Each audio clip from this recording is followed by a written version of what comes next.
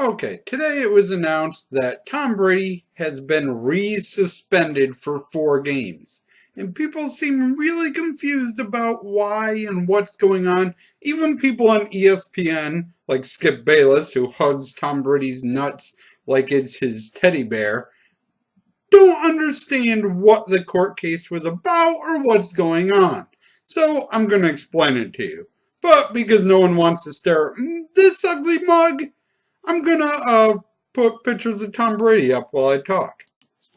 During the AFC Championship game, which is the semifinals if you're not familiar with football, for the 2014-2015 season, a guy named DeQuell Jackson caught an interception from Tom Brady. He noticed the ball was kinda soft, so he handed it to a referee, who threw the ball out, brought in a new ball that everyone agreed was fair, and they continued the game. The New England Patriots, who Tom Brady played for, ended up stomping the Colts in the second half and winning by like 35 points. At the time, no one knew, but immediately after the game, someone tweets, "Hey, the referees threw away a ball for being underinflated," and the media takes off the story and starts looking into it. Turns out it was true, and not only is that true, but 11 of the 12 game balls that the New England Patriots had provided for the game were underinflated. The NFL commissioner, Roger Goodell, and the NFL look into this and boom, decide Tom Brady suspended for 4 games in a 16-game season. The New England Patriots are fined $1 million and they lose draft picks. In order to try to stop Tom Brady from still being suspended, the owner of the New England Patriots accepts the fine, accepts the lost draft picks, and appeals. The problem is that the appeal in NFL is seen over by Roger Goodell, the guy that suspended and made the punishment in the first place.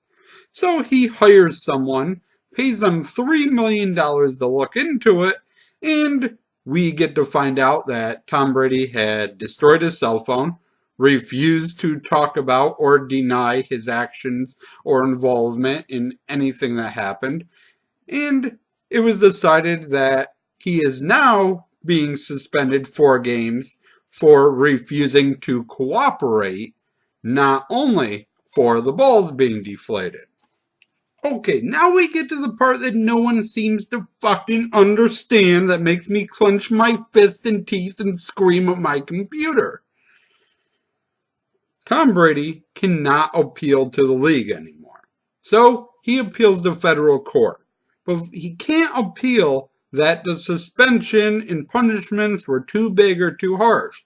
What he can do is appeal that Roger Goodell did not have the authority to suspend him and punish the team in the first place, let alone be the sole person that decides on an appeal of this case. So he sends his people to Minnesota in order to find a friendly judge for the appeal, and the NFL sends their people to New York to find a friendly judge. New York is closer to Connecticut than Minnesota is, so the NFL gets there first. The case is seen in front of Second Circuit Court Judge Berman. Judge Berman looks at all the evidence, listens to all the testimony, talks to everybody, and decides that it doesn't matter what Tom Brady did or didn't do, how much he cooperated, how much he didn't cooperate. Roger Goodell does not have the right to be judge, jury, and executioner and to appeal to himself. So Tom Brady wins the case. He's allowed to play football and plays the entirety of the 2015 season. Judge Berman's decision was made in September 2015. The NFL season goes on, they go through the Super Bowl, and it's barely brought up again until March 3rd. On March 3rd, the NFL appeals the case to the Second Circuit Appeals Court, which is 3 people, and immediately it's made evident that two of the people are going to rule against Tom Brady. Today, that officially happened. Well, now yesterday. This morning at like 6 o'clock it was announced that that had happened. So now Tom Brady is once again suspended for 4 games. The appeals court right away said they didn't like the fact that he didn't cooperate with officials, he destroyed his cell phone, but mostly that the collective bargaining agreement, which is the employee contract for the NFL, says Roger Goodell, whether you like it or not, is judge, jury, and executioner. If you don't like it, you shouldn't have signed the contract. You agreed to these terms, that's your fault.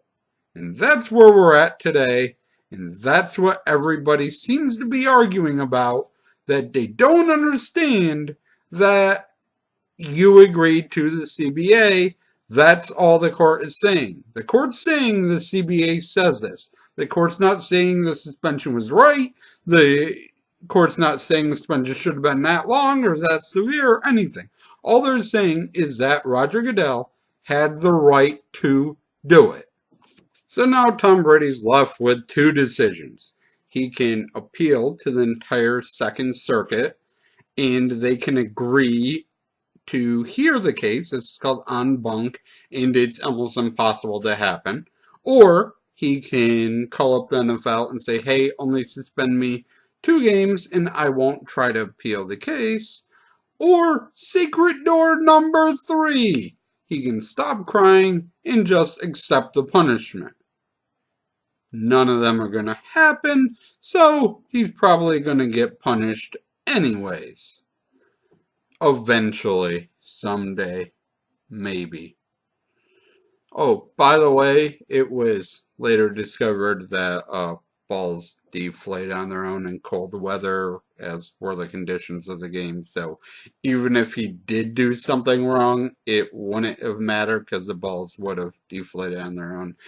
Anyways, so he basically covered up something that he didn't do. Oops. But again, the case isn't about that. It's about whether Goodell had the right to suspend him, which according to the CBA, he did. Thank you for watching, and as always, I shall try to do better next time.